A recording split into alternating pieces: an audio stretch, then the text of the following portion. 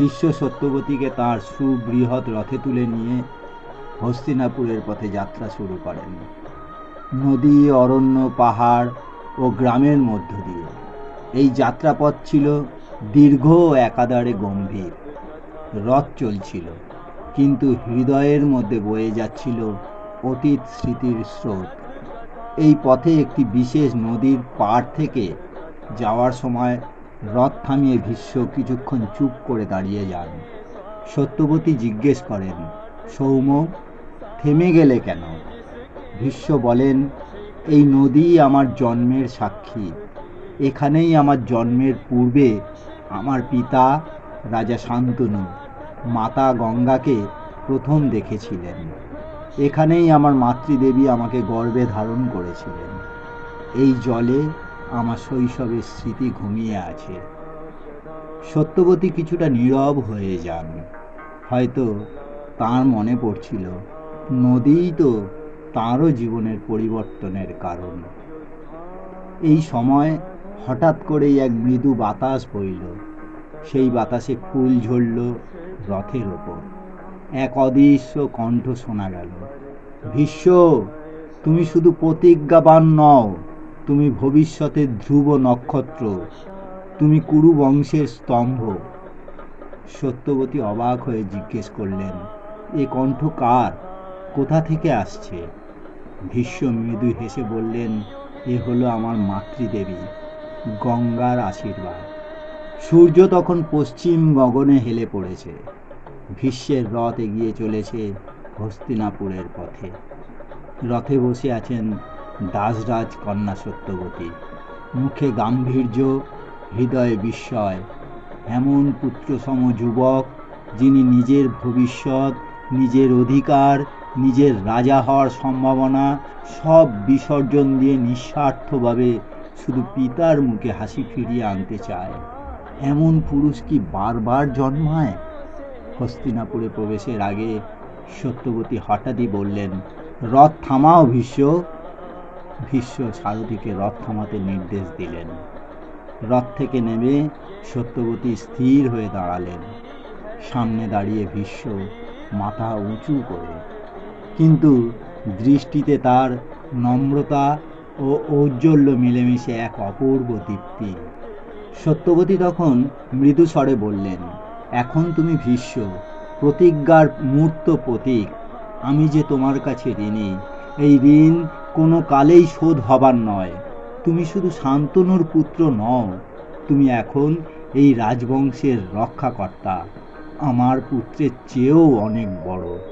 হস্তিনাপুরে প্রবেশের আগে আমি তোমাকে একবার প্রণাম করতে চাই, কারণ হস্তিনাপুরে প্রবেশ করলে যে আমি তোমার মা হয়ে যাব, তখন আর তোমাকে প্রণাম করা শোভা পাবে না। এ কথা বলেই তিনি ভীষ্মকে প্রণাম করতে এগিয়ে গেলেন। ভীষ্ম অবাক। তৎক্ষণাৎ তিনি এক পা পিছিয়ে গেলেন, চোখ দুটো বিস্ময়ে প্রশস্ত। বললেন, মাতা, আপনি এ কি করছেন? তাঁর কণ্ঠ গম্ভীর অথচ কম্পিত। বললেন, আপনি এখনো আমার মাতা। সত্যবতী মাথা নিচু করে বললেন, তোমার প্রতিজ্ঞা, তোমার আত্মত্যাগ, আমি আর নিজেকে কেমন করে জননী ভাবি? তুমি তো আজ কুরুবংশের শ্রেষ্ঠ জনকতুল্য পুরুষ। ভীষ্ম ধীরে ধীরে সামনের দিকে এগিয়ে এলেন। তাঁর দুই হাত নিজের মাথার ওপর তুলে ধরলেন। বললেন, প্রণাম নয় মাতা, আশীর্বাদ দিন। আজ থেকে আপনি শুধু পিতার সহধর্মিণী নন, আপনি হস্তিনাপুরের রাজমাতা। আর আমি তো সেই সন্তান যে মায়ের আশীর্বাদে একদিন মৃত্যুকেও জয় করবে। এক ঝলক বাতাস বয়ে গেল। দূর আকাশে যেন কোনো অদৃশ্য দেবতারা প্রশংসা জানালো এই অতুলনীয় পুত্র ও মায়ের সম্পর্ককে। চারপাশ নিস্তব্ধ হয়ে উঠল। সন্ধ্যার আলোয় সেই মুহূর্ত যেন এক শাশ্বত প্রতিকৃতি হয়ে থাকলো কালের পাতায়।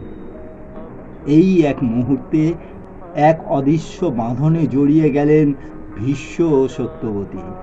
একজন হলেন নিঃস্বার্থ ত্যাগের প্রতীক, অন্যজন হলেন রাজমাতা, যাঁর হৃদয় মাতৃত্ব কৃতজ্ঞতায় ভরপুর। দাড়ির রক্ষকরা মহারাজ শান্তনুর কাছে সংবাদ আনলেন, মহারাজ, যুবরাজ দেবব্রত ফিরেছেন, সঙ্গে রয়েছেন সত্যবতী। শান্তনু চমকে উঠলেন, কিন্তু এই চমক খুশির ছিল না, ছিল বিস্ময়ের। দরবার ভর্তি সভাসদরা চোখ মেলে তাকিয়ে আছে। এগিয়ে এলেন ভীষ্ম, সঙ্গে রয়েছেন শান্ত গম্ভীর সত্যবতী। মাথায় পল্লব টানা, কিন্তু চোখে তীব্র সংকোচ।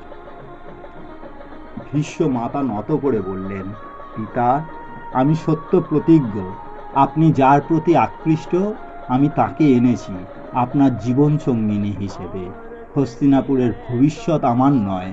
আমি প্রতিজ্ঞা করেছি চিরকাল ব্রহ্মচারী থাকব, কোনোদিন সিংহাসনের দাবি করব না, এবং মাতা সত্যবতীর গর্ভজাত পুত্রই হবে হস্তিনাপুরের অধিপতি। মুহূর্তেই যেন আকাশ ভেঙে পড়ল রাজ দরবারে। নেমে এলো ঘোর অন্ধকার। শান্তনুর চোখ স্থির, দেহ মন কম্পিত, থির থির করে কাঁপছে তাঁর ওষ্ঠ। তিনি বাকরুদ্ধ, চেয়েও পারছেন না কিছু বলতে। শুধু বুকের মধ্যে জমে উঠছে শ্বাসরুদ্ধ আবেগ, অপরাধবোধ, পিতার গর্ব আর পুরুষের প্রেমের চূর্ণ বিচূর্ণ দ্বন্দ্ব। তিনি ধীরে ধীরে এগিয়ে এলেন দেবব্রতর কাছে। একবার তার চোখে চোখ রাখলেন, দেখলেন সেখানে কোনো অভিযোগ নেই, নেই কোনো আক্ষেপ। নিঃশব্দে দাঁড়িয়ে আছেন তার পুত্র, যিনি নিজের সব বিসর্জন দিয়েছেন শুধুমাত্র পিতার খুশির জন্য।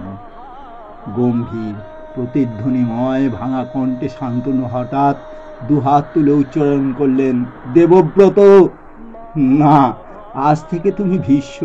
তোমার এই ত্যাগ, এই মহত্ব, এই নিষ্কাম প্রেম, এ শুধু পুত্রের ধর্ম নয়, এ মহাজগতের অলৌকিক প্রতিভা। আমি পিতা হয়ে তোমাকে আর কিছু দিতে পারবো না, কিন্তু আমি দেব আশীর্বাদ, তুমি চিরঞ্জীবী হও। মৃত্যু যেন তোমার অনুমতি ছাড়া তোমার কাছে আসতে না পারে। আজ থেকে তুমি ইচ্ছা মৃত্যুর অধিকারী। সত্যবতীর চোখে অশ্রু। তিনি এক পা এগিয়ে এসে মৃদুস্বরে বললেন, মহারাজ, আমি বুঝতে পারছি আপনার পুত্র শুধু একজন রাজপুরুষ নন, তিনি ব্রহ্মার আশীর্বাদ। আজ থেকে তাঁর কাছে আপনার সঙ্গে আমিও ঋণী হলাম।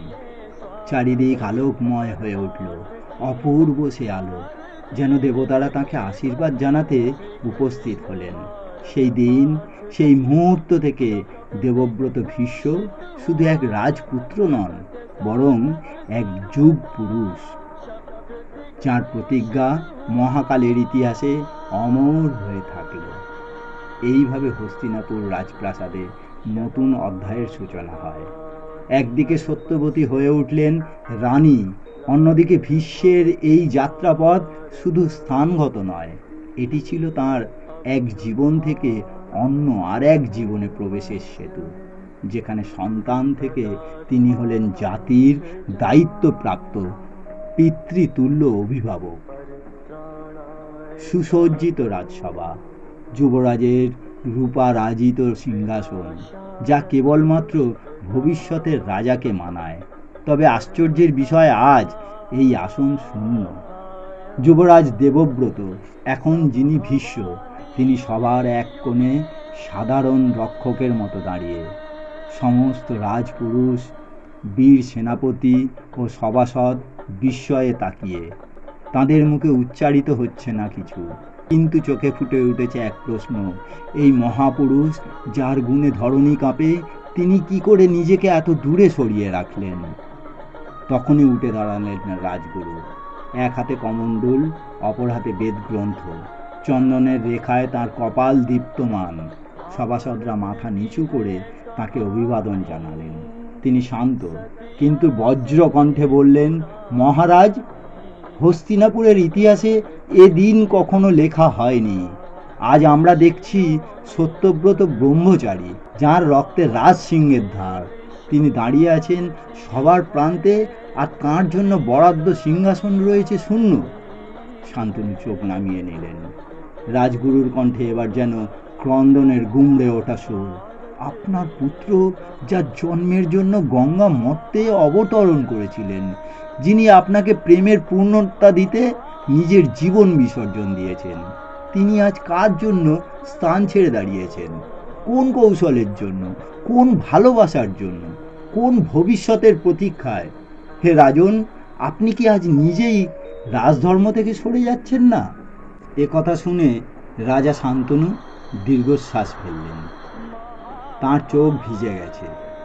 রাজগুরু এবার ভীষ্মের দিকে ফিরে তাকান।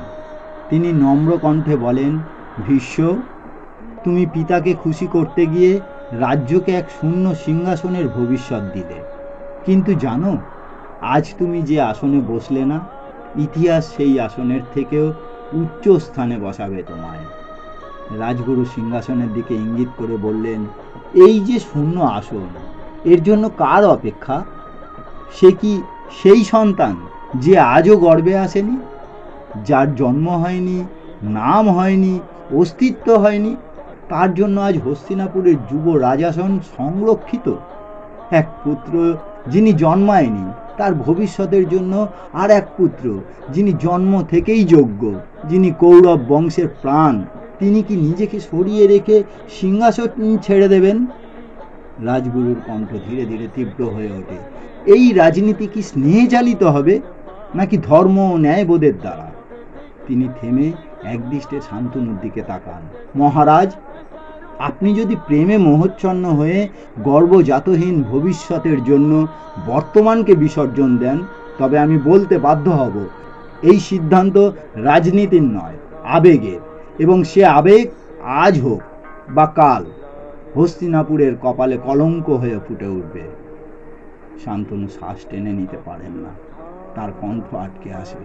ভীষ্মের দিকে চোখ যায় তার। ভীষ্ম নত নয়, তার মাথা উঁচু, কিন্তু কণ্ঠ নরম। বললেন, দেবগুরু, আপনি ঠিকই বলেছেন, কিন্তু আমি শুধু সিংহাসনের অধিকারী নই, আমি এক পুত্র। আমার পিতার সুখী আমার রাজ্য, আমার সাম্রাজ্য। সন্তানের মুখে হাসি ফোটাবার জন্য, তাদের খুশি আর আনন্দে রাখার জন্য চিরকাল কি শুধু পিতারাই ত্যাগ স্বীকার করে যাবেন? পিতার জন্য সন্তানও তো পারে সেই ত্যাগে ব্রতী হতে। এই এক বাক্যে রাজগুরু নীরব হয়ে যান।